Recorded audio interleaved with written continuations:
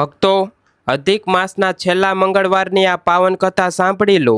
આ ભક્તો, આજની આ કથા કોઈ સામાન્ય કથા નથી। આ એક એવા અહંકારની કથા છે જેણે સાક્ષાત ભગવાનને પોતાના આંગણેથી જાકારો આપ્યો હતો। જરા કલ્પના કરો, તમારા ઘરના આંગણે એક અત્યંત ઘાયલ લોહી લુહાણ વાનર આવે, જેની આંખોમાં અપાર પીડા હોય, અને તમે એને લાકડી મારીને ભગાડી દો છો। અને પછી બીજે દિવસે જ્યારે આખા ગામમાં વાત ફેલાય, જ્યારે તમને સત્યની ખબર પડે કે એ બીજું કોઈ નહીં પણ તમારા અહંકારની પરીક્ષા લેવા આવેલા સાક્ષાત કળિયુગના દેવતા હનુમાનજી મહારાજ હતા, ત્યારે તમારા હૃદયની દશા શું થાય? પસ્તાવાની એ આગમાં શેકાવા કરતાં આજે આ કથા સાંભળી લેજો, કારણ કે આ કથા તમારા જીવનની દિશા બદલી નાખશે।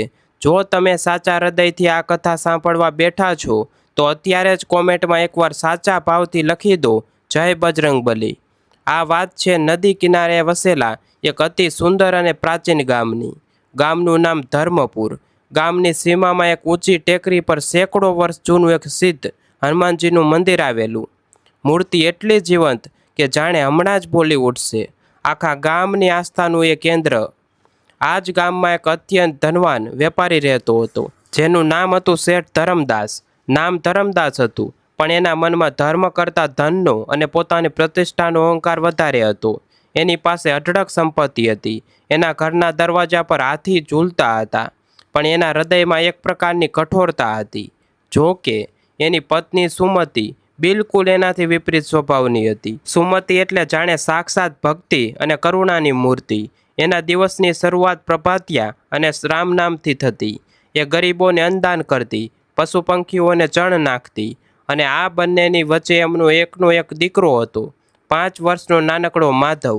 માધવ એ સુમતિનો જીવ હતો અને ધરમદાસના અહંકારનું કેન્દ્ર, કારણ કે એને લાગતું કે મારી આટલી મોટી સંપત્તિનો કોઈ વારસદાર તો છે। સમય પસાર થતો રહ્યો હતો અને ગામમાં પવિત્ર અધિક માસનો પ્રારંભ થયો, જેને આપણે પુરુષોત્તમ માસ પણ કહીએ છીએ। ભક્તો, તમે જાણો છો કે અધિક માસ એટલે તો ભક્તિનો, દાનનો અને પુણ્ય કમાવાનો સૌથી મોટો અવસર। આખા ગામમાં ભક્તિનો માહોલ છવાઈ ગયો। ઘરે ઘરે સુંદરકાંડના પાઠ થવા લાગ્યા। નદી કિનારે ભજનોની રણઝણ બોલવા લાગી। લોકો વહેલી સવારે ઉઠીને સ્નાન કરી દાન પુણ્ય કરવા લાગ્યા। શેઠ ધરમદાસ પણ આમાં પાછળ નહોતો, પણ એનો ઉદ્દેશ્ય પુણ્ય કમાવાનો નહીં, પણ આખા ગામમાં પોતાનું નામ મોટું કરવાનો હતો। એણે જાહેરાત કરી દીધી કે આ અધિક માસમાં ગામના સૌથી મોટો ભંડારો, સૌથી મોટું દાન અને પૂજા ધરમદાસ શેઠની હવેલીમાં જ થશે। રોજ બ્રાહ્મણોને જમાડવામાં આવતા, પણ શેઠની નજર હંમેશા એના પર રહેતી કે કોણ એના વખાણ કરી રહ્યું છે। જો કોઈ વખાણ ન કરે તો શેઠનું મોઢું ચડી જતું। સુમતિ એને વારંવાર સમજાવતી કે સ્વામી, ભગવાન તો ભાવના ભૂખ્યા છે। આ ચાંદીના વાસણોમાં પીરસેલા ભોજન કરતાં જો એક ભૂખ્યાને પ્રેમથી રોટલો ખવડાવશો તો મારો રામ રાજી થશે। પણ અહંકારમાં આંધળા થયેલા ધરમદાસને પત્નીની આ શિખામણ ક્યાંથી ગળે ઉતરે? જેમના હૃદયમાં રામ વસે છે એમના પર ભગવાનની કૃપા સદાય રહે છે। જો તમે પણ ભગવાન શ્રી રામ પર શ્રદ્ધા ધરાવો છો તો કોમેન્ટમાં ચોક્કસ લખજો, જય શ્રી રામ। અધિક માસના દિવસો ધીમે ધીમે પસાર થઈ રહ્યા હતા અને અધિક માસનો છેલ્લો સપ્તાહ શરૂ થયો। એ રાત્રે શેઠ ધરમદાસ પોતાના રેશમી ગાદલા પર સૂતો હતો। અચાનક રાતના 3જા પહોરે એની આંખો ભારે થવા લાગી અને તેને એક અદ્ભુત સ્વપ્ન આવ્યું। સ્વપ્નમાં એણે જોયું કે આખું ગામ ગાઢ અંધકારમાં ડૂબેલું છે અને એ અંધકારની વચ્ચેથી એક અત્યંત તેજસ્વી સંત એની તરફ આવી રહ્યા છે। સંતના ચહેરા પર સૂર્ય જેવું તેજ હતું, લાંબી સફેદ દાઢી હતી, હાથમાં એક લાકડી હતી, અને સૌથી આશ્ચર્યની વાત એ હતી કે એમના વસ્ત્રોની પાછળથી એક લાંબી પૂંછડી જેવો આકાર દેખાઈ રહ્યો હતો। સંતે ધરમદાસની સામે ઊભા રહીને અત્યંત ગંભીર અને ઘેરા અવાજમાં કહ્યું, ધરમદાસ, અધિક માસનો છેલ્લો મંગળવાર આવી રહ્યો છે। તારા અહંકારના ઘડા ભરાઈ ગયા છે। યાદ રાખજે, એ દિવસે તારા આંગણે એક અતિથિ આવશે। એ અતિથિને એના બ્રહ્મ સ્વરૂપથી ન પારખતો, એની પીડાને સમજજે। જો એ દિવસે તે ભૂલ કરી તો તારી આ બધી સંપત્તિ, તારો આ બધો અહંકાર ધૂળમાં મળી જશે। આટલું બોલીને એ તેજસ્વી સંત અદૃશ્ય થઈ ગયા। ધરમદાસ ઝબકીને જાગ્યો। એના આખા શરીરે પરસેવો વળી ગયો હતો, શ્વાસ અદ્ધર થઈ ગયો હતો। એણે આસપાસ જોયું તો સુમતિ શાંતિથી સૂતી હતી। શેઠે પાણીને ગ્લાસ પીધો અને મનોમન વિચારવા લાગ્યો, આ તો માત્ર એક સપનું હતું, મારા જેવા મોટા માથાને વળી કોણ ચેતવણી આપવાનું હતું? અને મારા આંગણે તો મોટા મોટા રાજા મહારાજાઓ અને નગર શેઠો આવે છે. હું વળી કોઈ સામાન્ય અતિથિથી શું કામ ચિંતા કરું? સવાર પડી અને શેઠે સપનાને હસી કાઢ્યું. પણ ભક્તો, ભગવાન જ્યારે ચેતવણી આપે છે ત્યારે એ કોઈને કોઈ સંકેત તો જરૂર આપે છે. જેવો છેલ્લો મંગળવાર નજીક આવવા લાગ્યો એમ ધીમે ધીમે ગામમાં અને શેઠની હવેલીમાં નાની નાની પણ અત્યંત રહસ્યમય ઘટનાઓ બનવા લાગી. સૌથી પહેલી ઘટના એ બની કે ટેકરી પર આવેલા હનુમાનજીના પ્રાચીન મંદિરમાં રાતના બરાબર 12 વાગ્યે અચાનક જ વિશાળ ઘંટ વાગવા લાગ્યું. પૂજારી દોડીને મંદિરમાં ગયા તો ત્યાં કોઈ નહોતું, પવન પણ નહોતો, છતાં ઘંટ સતત રણકી રહ્યો હતો. બીજી તરફ શેઠની હવેલીની છત પર છેલ્લા 3 દિવસથી એક વાનર વારંવાર આવીને બેસી જતો. એ વાનર કોઈ સામાન્ય વાનર નહોતો. એ વારંવાર શેઠના ઓરડા તરફ એવી રીતે જોતો જાણે કશુંક કહેવા માગતો હોય. જ્યારે પણ શેઠ એને જુએ ત્યારે એમને પેલું સપનું યાદ આવી જતું. પણ એમનો અહંકાર એમને એ વિચારવા ન દેતો કે આ કોઈ દૈવી સંકેત છે. સૌથી મોટો સંકેત તો 5 વર્ષના માધવે આપ્યો. સોમવારની સાંજ હતી. માધવ હવેલીને પાછળના બગીચામાં રમી રહ્યો હતો. અચાનક એ દોડતો દોડતો સુમતી પાસે આવ્યો અને બોલ્યો, માં, પેલી મોટી દિવાલ પર એક બહુ મોટો વિશાળ વાનર બેઠો છે. એની આંખોમાં પાણી છે. એ મને બોલાવે છે. એ કહે છે કે કાલે એ આપણા ઘરે જમવા આવશે. સુમતી આશ્ચર્યથી દિવાલ તરફ જોયું, પણ ત્યાં કોઈ નહોતું. એણે માધવને વાલથી ગળે લગાવી દીધો અને કહ્યું, બેટા, એ બજરંગબલી હશે. આપણા ઘરે આવે તો આપણે એમને પ્રેમથી ગોળ ચણા ખવડાવીશું. પણ જ્યારે શેઠે આ વાત સાંભળી તો એ ગુસ્સે થઈ ગયા અને નોકરોને આદેશ આપ્યો કે હવેલીની આસપાસ કોઈ પ્રાણી ફરકવું ન જોઈએ. ભક્તો, ભગવાન ક્યાં સ્વરૂપે આવીને તમારી પાસે ભક્તિની ભીખ માંગે એ કોઈ નથી જાણતું. જે સાચા ભક્તો છે એ જ આ લીલાને સમજી શકે છે. બોલો રાધે રાધે. અને આખરે એ દિવસ ઉગ્યો, અધિક માસનો છેલ્લો મંગળવાર. આકાશમાં વાદળો છવાયેલા હતા. વાતાવરણમાં એક વિચિત્ર પ્રકારની શાંતિ હતી, જાણે પ્રકૃતિ કોઈ મોટી ઘટનાની રાહ જોઈ રહી હોય. ધરમદાસ શેઠે આજે સૌથી મોટી પૂજા અને મહાભંડારાનું આયોજન કર્યું હતું. હવેલીને ફૂલોથી શણગારવામાં આવી હતી. ચાંદીના વાસણો કાઢવામાં આવ્યા હતા. 50 જેટલા બ્રાહ્મણો અને ગામના મુખીઓને નિમંત્રણ આપવામાં આવ્યું હતું. રસોડામાં તળેલા માલપુઆ, લાડુ, પૂરી અને શાકની સુગંધથી વાતાવરણ મહેકી ઉઠ્યું હતું. શેઠ જરીકામ કરેલા રેશમી વસ્ત્રો પહેરીને અત્યંત ગર્વથી હવેલીના આંગણામાં ઊભા હતા. એમના મનમાં સતત એક જ વિચાર ચાલતો હતો કે આજે જ્યારે આખું ગામ મારા વૈભવને જોશે ત્યારે મારી આ વાહવાહી થશે. સવારના 8 વાગ્યા હશે. બ્રાહ્મણો આવવાની તૈયારી હતી. સુમતી ભગવાનના થાળ માટે સૌથી પવિત્ર અને પહેલો થાળ તૈયાર કરી રહી હતી. બરાબર એ જ વખતે હવેલીના મુખ્ય દરવાજે એક હૃદયદ્રાવક દ્રશ્ય ભજવાયું. હવેલીના એ ભવ્ય દરવાજા પાસે એક વાનર આવીને ઊભો રહ્યો. પણ આ કોઈ સામાન્ય વાનર નહોતો. એના શરીર પર ઠેર ઠેર ઊંડા ઘા હતા. તાજું લોહી વહી રહ્યું હતું. એનો એક પગ ભારે રીતે લગણાઈ રહ્યો હતો. એની રૂવાણી ધૂળ અને કાદવથી ખરડાયેલી હતી અને માંડ માંડ ચાલી શકતો હતો. એના ચહેરા પર અત્યંત થાક અને પીડા હતી. પણ એની આંખો, ભક્તો, એ વાનરની આંખોમાં એક પવિત્ર પ્રકારનું તેજ અને ઊંડાણ હતું.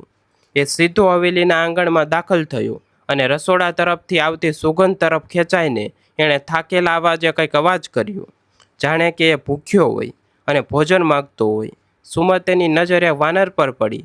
એક મા તરીકે અને એક ભક્ત તરીકે એનું હૃદય દ્રવી ઉઠ્યું. એના હાથમાંથી થાળ નીચે મુકાઈ ગયું. એ દોડીને વાનર તરફ જવા લાગી. એને જોઈને એની આંખોમાં આંસુ આવી ગયા. હે મારા નાથ, આ અબોલ જીવની કેવી દશા થઈ છે? કોણે આને આટલો નિર્દયતાથી માર્યો હશે? સુમતીએ તરત જ રસોડામાંથી 2 મોટા લાડુ લીધા અને એક વાટકીમાં પાણી લઈને વાનર તરફ આગળ વધી. પણ બરાબર એ જ વખતે ધરમદાસ શેઠની ત્યાં નજર પડી. એના ગુસ્સાનો કોઈ પાર ન રહ્યો. એનો અહંકાર સળવળી ઉઠ્યો. એણે રાડ પાડી, ઊભી રહે સુમતી. આ ગંદા, લોહીવાળા અને રોગિષ્ઠ જાનવરને મારા પવિત્ર આંગણામાં કોણે આવવા દીધું? હમણાં બ્રાહ્મણો આવવાના જ હશે. મારા આટલા પવિત્ર ભંડારાને આ કૂતરાઓ, વાંદરાઓ ઓભડાવી દેશે. આને હમણાં જ અહીંથી કાઢી મૂક. સુમતીએ 2 હાથ જોડીને કરગરતા કહ્યું, સ્વામી, આજે મંગળવાર છે અને આ જીવ કેટલો ઘાયલ છે. જુઓ તો ખરા. એને માત્ર 2 લાડુ અને થોડું પાણી આપી દઉં. ભગવાન રાજી થશે. પણ વિનાશ કાળે વિપરીત બુદ્ધિ. ધરમદાસે સુમતીના હાથમાંથી લાડુ ઝૂંટવી લીધા અને નોકરોને બૂમ પાડી, અરે કોઈ છે? આ ગંદા જાનવરને લાકડીઓ મારીને અહીંથી કાઢો. આના લોહીથી મારો આરસનો ચોરો ખરડાઈ રહ્યો છે. નોકરો ડરતા ડરતા લાકડીઓ લઈને આવ્યા, પણ સુમતિ વાનરની આડે ઊભી રહી ગઈ. ત્યારે ધરમદાસે પોતે ગુસ્સામાં અંત થઈને એક મોટી લાકડી ઉપાડી અને વાનરને સીધી પગ પર ફટકારી. જા અહીંથી, આ મારું પવિત્ર આંગણું છે, તારા જેવા ભિખારી જાનવરો માટે નથી. ભક્તો, આ દ્રશ્ય જોઈને આકાશના દેવતાઓ પણ કંપી ઉઠ્યા હશે. જેની લાકડીનો વાર વાનરના પગ પર પડ્યો, એ વાનરે કોઈ ચીસ ન પાડી, એ માત્ર શાંત રહ્યું. પણ પછી એણે ધીમે રહીને પોતાનું માથું ઊંચું કર્યું અને ધરમદાસની આંખોમાં જોયું. એ નજરમાં કોઈ ક્રોધ નહોતો, કોઈ ડર નહોતો, માત્ર અપાર કરુણા અને એક ઊંડી નિરાશા હતી. એ નજર જાણે કહી રહી હતી કે તે મને નહીં, તારા પોતાના કલ્યાણને ઠોકર મારી છે. એ નજર એટલી શક્તિશાળી હતી કે એક ક્ષણ માટે ધરમદાસના હાથમાંથી લાકડી નીચે પડી ગઈ. એનું આખું શરીર એક અજાણ્યા ડરથી ધ્રુજી ઉઠ્યું. એ વાનરે એક છેલ્લી વાર સુમતિ તરફ જોયું, જાણે એને આશીર્વાદ આપતો હોય, અને પછી અત્યંત ધીમા પગલે લંગડાતો લોહી ટપકાવતો હવેલીની બહાર નીકળી ગયો. જો તમને આ ઘાયલ વાનર માટે હૃદયમાં થોડી પણ પીડા થઈ હોય તો એકવાર કોમેન્ટમાં લખી દેજો, સંકટ મોચન હનુમાન કી જય. વાનરના ગયા પછી હવેલીના અજીબ પ્રકારનો સન્નાટો છવાઈ ગયો. પહેલાં સંતનું સ્વપ્ન ધરમદાસના મનમાં વીજળીની જેમ ચમકી ગયું. અતિથિને એના બ્રહ્મ સ્વરૂપથી ન પારખતો આ વાક્ય એના કાનમાં ગુંજવા લાગ્યું. પણ એણે ફરીથી પોતાના અહંકારનો પડદો ઓઢી લીધો અને પૂજાની તૈયારીમાં લાગી ગયો. બ્રાહ્મણો આવ્યા, પૂજા શરૂ થઈ, ભોજન પીરસવાનું શરૂ થયું.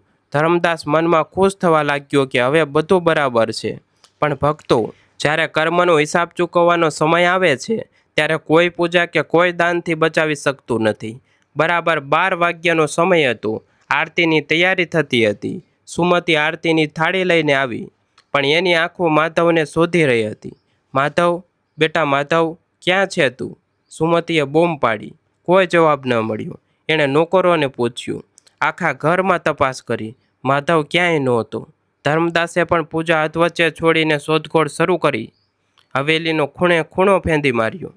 બગીચામાં જોયું, છત પર જોયું, શેરીઓમાં જોયું, ક્યાંય માધવનો પત્તો નહોતો. જે દીકરો એક ક્ષણ માટે પણ માની નજરથી દૂર નહોતો થતો, એ અચાનક હવામાં ઓગળી ગયો હોય એમ ગાયબ થઈ ગયો હતો. હવે ધરમદાસના પગ નીચેથી જમીન સરકવા લાગી. એનો બધો રૂઆબ, બધો અહંકાર અદૃશ્ય થઈ ગયો. પૂજા અને ભંડારો એમને એમ પડ્યા રહ્યા. આખું ગામ માધવને શોધવા લાગ્યું. નદી કિનારે, જંગલની હદમાં, ગામના કૂવાઓમાં, દરેક જગ્યાએ તપાસ થઈ. બપોરથી સાંજ પડી ગઈ. આકાશમાં વાદળો ઘેરાવા લાગ્યા અને ધીમી ધારે વરસાદ શરૂ થયો. સુમતિની હાલત પાગલ જેવી થઈ ગઈ હતી. એ રડતી રડતી જમીન પર પછડાતી હતી. મારો માધવ, મારા કાળજાના કટકાને કોઈ શોધી આવો. મેં એવું તે કયું પાપ કર્યું છે કે મારો ખોળો આમ સૂનો થઈ ગયો? ધરમદાસ હવે તૂટી પડ્યો હતો. એણે પોતાના રેશમી વસ્ત્રો ફાડી નાખ્યા હતા. એના વાળ વિખેરાના હતા. એ દોડતો દોડતો ચોરા વચ્ચે ઊભો રહીને બૂમો પાડવા લાગ્યો, કોઈ મારા દીકરાને લાવી આપો. હું મારી અડધી સંપત્તિ એને આપી દઈશ, મારી બધી જમીન આપી દઈશ. ગામના એક વૃદ્ધે આગળ આવીને કહ્યું, શેઠ, હવે તારાથી આ સંપત્તિ કોઈ કામની નથી. આજે સવારે તમે જે પાપ કર્યું છે એનો જ આ શ્રાપ છે. આખા ગામે સાંભળ્યું છે કે તમે એક ઘાયલ અબોલ વાનરને લાકડીથી ફટકારીને કાઢી મૂક્યો હતો. આજે અધિક માસનો છેલ્લો મંગળવાર હતો. એ વાનરના સ્વરૂપમાં સાક્ષાત હનુમાનજી તમારી કસોટી કરવા આવ્યા હશે અને તમે એમને ઠુકરાવી દીધા. ભગવાન ના કરે તમારા અહંકારની સજા કદાચ તમારા દીકરાને ભોગવવી પડી રહી છે. આ શબ્દો સાંભળતા ધરમદાસના માથા પર જાણે આકાશ તૂટી પડ્યું હોય. તેણે પેલું સ્વપ્ન, વાનરની પેલી કરુણે અને દિવ્ય નજર, બધું એકસાથે યાદ આવવા લાગ્યું. એણે સમજાયું કે એણે કેટલી મોટી ભૂલ કરી છે. એણે માત્ર એક જીવને જ નહીં પણ સાક્ષાત પોતાના ઈષ્ટદેવને લાકડી મારી છે. રાતના 8 વાગી ગયા હતા. અંધારું ગાઢ બની ગયું હતું. વરસાદ વધી રહ્યો હતો.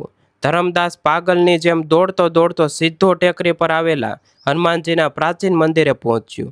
મંદિરમાં માત્ર એક નાનકડો દીવો સળગી રહ્યો હતો.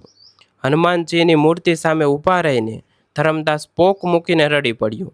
એણે પોતાનું માથું મંદિરના પગથિયા પર પડછાડવા માંડ્યું. હે મારા નાથ, હે અંજની પુત્ર, હું અંધ હતો, મારો અહંકાર મને ખાઈ ગયો હતો. મેં ચાંદીના વાસણોના મોહમાં તમારા જીવન સ્વરૂપને ન ઓળખ્યું. પ્રભુ, મને સજા આપો, મારા પ્રાણ લઈ લો, મને નરકમાં ધકેલી દો, પણ મારા નિર્દોષ માધવને કોઈ ન થવા દેતા. સુમતીને તો તમને જમાડવા લાડુ પણ લીધા હતા. મેં પાપીએ જ એની આડે આવીને તમને ફટકાર્યા. મને માફ કરો પ્રભુ, મને માફ કરો. રડતો રડતો અને માથું પછાડતો ધર્મદાસ ક્યારે ત્યાં જ બેભાન થઈને ઢળી પડ્યો, એની તેને પોતાને ખબર ન રહી. અને ભક્તો, અહીંથી જ શરૂ થાય છે ભગવાનની અદ્ભુત લીલા. જે લોકો અત્યાર સુધી કથામાં જોડાયેલા છે એમને મારી નમ્ર વિનંતી છે કે એકવાર પૂરી શ્રદ્ધાથી કોમેન્ટમાં લખી દેજો, જય બજરંગબલી. બેભાન અવસ્થામાં ધર્મદાસને ફરી એકવાર દ્રશ્ય દેખાયું. આ વખતે કોઈ અંધકાર નહોતો. આખું મંદિર એક દિવ્ય અને આખો આંજી દે તેવા સુવર્ણ પ્રકાશથી ભરાઈ ગયું. એ પ્રકાશની વચ્ચેથી સ્વયં મહાબલી હનુમાનજીનું અત્યંત વિશાળ અને દિવ્ય સ્વરૂપ પ્રગટ થયું. એમનું સ્વરૂપ એટલું વિશાળ હતું કે જાણે આકાશ પણ નાનું પડી રહ્યું હોય, પણ એમના ચહેરા પર અત્યંત શાંતિ અને અપાર કરુણા હતી. હનુમાનજીના એ દિવ્ય સ્વરૂપમાંથી મેઘગર્જના જેવો છતાં હૃદયને શાંતિ આપતો અવાજ ગુંજી ઉઠ્યો. ધર્મદાસ, આંખો ખોલ મૂર્ખ માણસ. તે આ અધિક માસના હજારો બ્રાહ્મણોને જમાડ્યા, લાખોનું દાન કર્યું, પણ તારું હૃદય પથ્થરનું જ રહ્યું. ધર્મનો અર્થ માત્ર દેખાડો કરવો નહીં. જ્યાં કરુણા નથી, જ્યાં જીવ માત્ર માટે પ્રેમ નથી, ત્યાં મારો વાસ ક્યારેય હોઈ શકે નહીં. હું તારા ઘરે ચાંદીના થાળમાં જમવા નહોતો આવ્યો, હું તો તારા હૃદયમાં રહેલા અહંકારને તોડવા આવ્યો હતો. તારી લાકડીનું ઘા મને શરીર પર નહીં, પણ તારા પાપને જોઈને હૃદય પર વાગ્યું હતું. ધર્મદાસ સ્વપ્નમાં જ હાથ જોડીને રડતો કહી રહ્યો, પ્રભુ, મારી ભૂલ થઈ ગઈ, મને મારો માધવ પાછો આપી દો, હું બધું જ છોડી દેવા તૈયાર છું.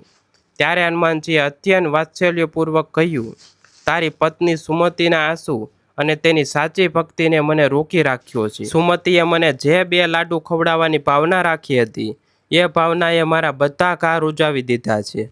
જા, તારો માધવ તને મળશે. ગામની દક્ષિણ દિશામાં જ્યાં નદી વળાંક લે છે ત્યાં આવેલા સેંકડો વર્ષ જૂના વટવૃક્ષ પાસે જા.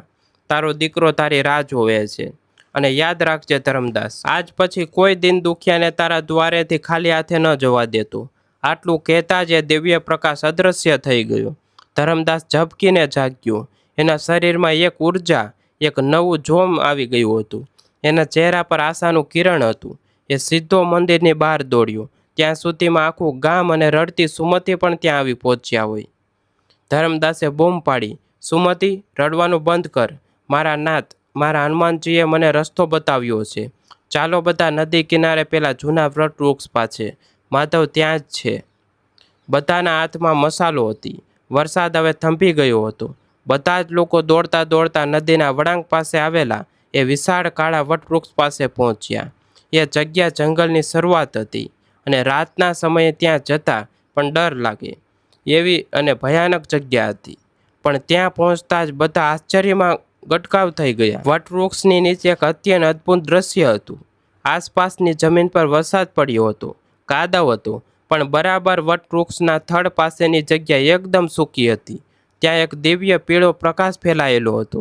વાતાવરણમાં ચંદન અને ગુલાબની અત્યંત મીઠી સુગંધ પરસેલી હતી.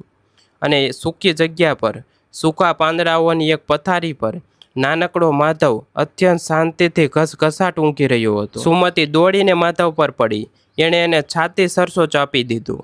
માધવ જાગી ગયો. એના ચહેરા પર કોઈ ડર નહોતો, બલકે એક અદ્ભુત શાંતિ અને તેજ હતું.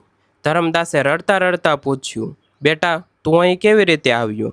તને કોઈ કષ્ટ તો નથી પડ્યું ને? માધવે પોતાની કાલી ઘેલી ભાષામાં જે કહ્યું એ સાંભળીને ત્યાં ઉભેલા દરેક વ્યક્તિની આંખોમાંથી જોધાર આંસુ વહેવા લાગ્યા. માધવે કહ્યું, પિતાજી, હું તો બગીચામાં રમતો હતો. ત્યાં મેં જોયું કે એક મોટો વાંદરો લંગડાતો લંગડાતો જઈ રહ્યો છે. એના પગમાંથી લોહી નીકળતું હતું. મને એની દયા આવી એટલે હું એની પાછળ પાછળ જવા લાગ્યું. ચાલતા ચાલતા અમે જંગલ પાસે પહોંચી ગયા. અચાનક મારો પગ લપસ્યો અને હું નદીની ઊંડી ખીણમાં પડવા જતો હતો. પણ એ જ વખતે એક ચમત્કાર થયો. પેલો ઘાયલ વાંદરો અચાનક બહુ મોટો થઈ ગયો, બહુ જ મોટો, આ ઝાડ કરતાં પણ મોટો. એના માથા પર સોનાનો મુગટ આવી ગયો. એણે મને પડતો પકડી લીધો. એણે મને આ ઝાડ નીચે સુવડાવ્યું. એને માથા પર હાથ ફેરવ્યું એટલે મને મીઠી ઊંઘ આવી ગઈ. પિતાજી, એ વાંદરો નહોતો, એ તો બહુ મીઠી મીઠી સુગંધવાળા કોઈ ભગવાન હતા. માધવના ગળામાં એક અત્યંત સુંદર, તાજા અને દિવ્ય ફૂલોની માળા પહેરાવેલી હતી, જેવી માળા આખા ગામમાં ક્યાંય મળતી નહોતી. આ સાંભળીને ધરમદાસ સીધો જમીન પર ઘૂંટણિયા ભેર બેસી ગયો. એણે બંને હાથ આકાશ તરફ ઊભા કર્યા અને ધ્રુસકે ધ્રુસકે રડી પડ્યો. ઓ મારા સંકટ મોચન, ઓ મારા કૃપા નિધાન, મેં તમને લાકડી મારી, મેં તમને લોહી લુહાણ કર્યા, અને બદલામાં તમે મારા દીકરાનો જીવ બચાવ્યો. કેવી છે તમારી આ દયા, કેવો છે તમારો આ પ્રેમ. તમે સાબિત કરી દીધું પ્રભુ કે મનુષ્ય ભલે ગમે તેટલો પાપી કે અહંકારી હોય, પણ તમે ક્યારેય તમારા ભક્તોનો સાથ નથી છોડતા. આખું ગામ જય જયકાર કરવા લાગ્યું. સંકટ મોચન હનુમાન કી જય, બજરંગ બલી કી જય ના નારાઓથી આખું જંગલ ગુંજી ઉઠ્યું. ભક્તો, જો તમારા રૂવાણા ઊભા થઈ ગયા હોય તો કોમેન્ટમાં જય શ્રી રામ લખવાનું ચૂકતા નહીં. એ રાત ધરમદાસના જીવનની સૌથી મોટી કસોટી અને પરિવર્તનની રાત બની ગઈ. બીજે દિવસે સવારે સૂર્યોદય થયો, પણ આ સૂર્ય ધરમદાસ માટે એક નવો જન્મ લઈને આવ્યો હતો. એણે પોતાના તમામ રેશમી વસ્ત્રો અને ઘરેણાં ઉતારી દીધા. સામાન્ય સફેદ વસ્ત્રો પહેરીને એણે આખા ગામમાં જાહેરાત કરી. એણે પોતાની અડધી સંપત્તિ ગરીબો, અનાથો અને બીમાર લોકોની સેવામાં દાન કરી દીધી. બાકીની સંપત્તિમાંથી એણે ટેકરી પર આવેલા હનુમાનજીના જૂના મંદિરનો ભવ્ય જીર્ણોદ્ધાર કરાવ્યો. અને સૌથી મોટી વાત તો એ હતી કે એણે પોતાની હવેલીની બહાર એક મોટી ધર્મશાળા બંધાવી, જ્યાં દિવસ રાત અન્નક્ષેત્ર ચાલતું રહે. ત્યાં આવનાર કોઈ પણ વ્યક્તિ, પ્રાણી કે પક્ષી ક્યારેય ભૂખ્યું પાછું ન જતું. ધરમદાસ હવે અહંકારી શેઠ નહોતો રહ્યો. એ ગામનો સૌથી નમ્ર અને સેવાભાવી સેવક બની ગયો હતો. એ જાતે પંગતમાં બેસીને ગરીબોને અને પશુઓને જમાડતો. માધવ પણ મોટો થઈને હનુમાનજીનો એક પરમ ભક્ત બન્યો. એ વટવૃક્ષવાળી જગ્યા પર એણે હનુમાનજીની એક સુંદર મૂર્તિની સ્થાપના કરી, જે આજે પણ સંકટકારી હનુમાન તરીકે પૂજાય છે. મારા વહાલા શ્રોતા મિત્રો, અધિક માસના છેલ્લા મંગળવારની આ કથા આપણને એક જ સંદેશ આપે છે કે ભગવાન તમારી સંપત્તિ, તમારા ભંડારા કે તમારા દેખાડાથી ભૂખ્યા નથી. એ તો માત્ર તમારા હૃદયના સાચા ભાવ, તમારી કરુણા અને તમારી શ્રદ્ધાના ભૂખ્યા છે. જો તમારા આંગણે કોઈ ભિખારી, કોઈ ગરીબ કે કોઈ અબોલ જીવ આવે તો એને ક્યારેય ધૂતકારતા નહીં. શું ખબર કયા સ્વરૂપે નારાયણ કે હનુમાનજી તમારા આંગણે ઊભા હોય. તમારો અહંકાર તમને ક્યારેય ભગવાન સુધી નહીં પહોંચવા દે, પણ તમારી એક નાનકડી દયા અને સીધા પ્રભુના ચરણોમાં સ્થાન અપાવશે. જેણે જેણે આખી કથા સાંભળી છે, એમના પર, એમના પરિવાર પર હનુમાનજી મહારાજની સદાય કૃપા બની રહે. એમના ઘરમાં ક્યારેય કોઈ સંકટ ન આવે, એવી મારી હૃદયપૂર્વક પ્રાર્થના છે. ભક્તો, જો આ કથાએ તમારા હૃદયને સ્પર્શ કર્યો હોય, જો તમારી આંખો થોડી પણ ભીની થઈ હોય, તો આ વિડીયોને લાઈક ચોક્કસ કરજો. તમારા મિત્રો અને પરિવાર સાથે શેર કરજો, જેથી અમને પણ આ દિવ્ય કથા સંભળાવવાનું પુણ્ય મળે. અને હા, કમેન્ટ બોક્સમાં પૂરી શ્રદ્ધા અને ભક્તિભાવથી એકવાર જય ધોધ કરી દેજો. સંકટ મોચન હનુમાન કી જય. જય શ્રી રામ. ફરી મળીશું આવી જ એક નવી, અદ્ભુત અને સત્ય ઘટના પર આધારિત દિવ્ય કથા સાથે. ત્યાં સુધી સૌને મારા રામ રામ, જય શ્રી કૃષ્ણ અને જય બજરંગ બલી. ધન્યવાદ.